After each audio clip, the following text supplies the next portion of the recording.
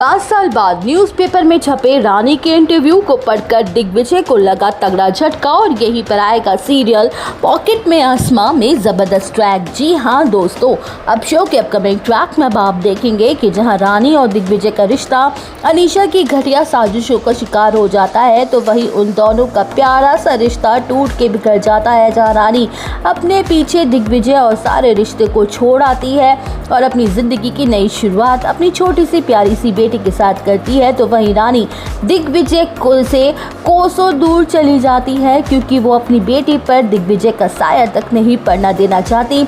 जहां दूसरी तरफ दिग्विजय अब पुराने वाला डीजे नहीं रहा, उसके चेहरे पर हर वक्त अब मायूसी और उदासी छाई रहती है। दिग्विजय हर कहीं रानी और अपने बच्चे को ढूंढता ही रहता है। वेल शो के अपकमिंग ट्रैक में आप देखेंगे कि जहां रानी की मेहनत रंग लाती है और वो बहुत बड़ी डॉक्टर बन जाती है, तो वहीं रानी एक मेडिकल कैंप को अटेम्प्ट कर रही होती है जो कि गरीबों के लिए स्पेशली लगवाया गया होता है।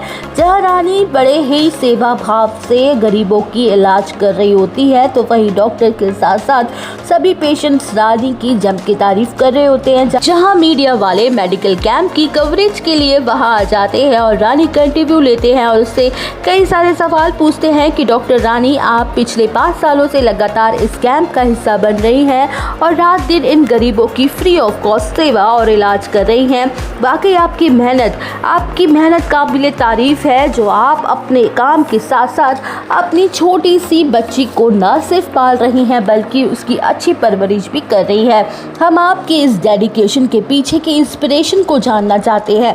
वेल शो के अपकमिंग ट्रैक में अब आप देखेंगे कि जहां रानी अपने इंटरव्यू में कहती है कि मेरा बचपन से ही ये सपना था डॉक्टर बनने का और मेरी बेटी ही मेरी इंस्पिरेशन है, उसको देख के मैं जीती हूँ और मुझे हौसला मिलता है आगे बढ़ते रहने का।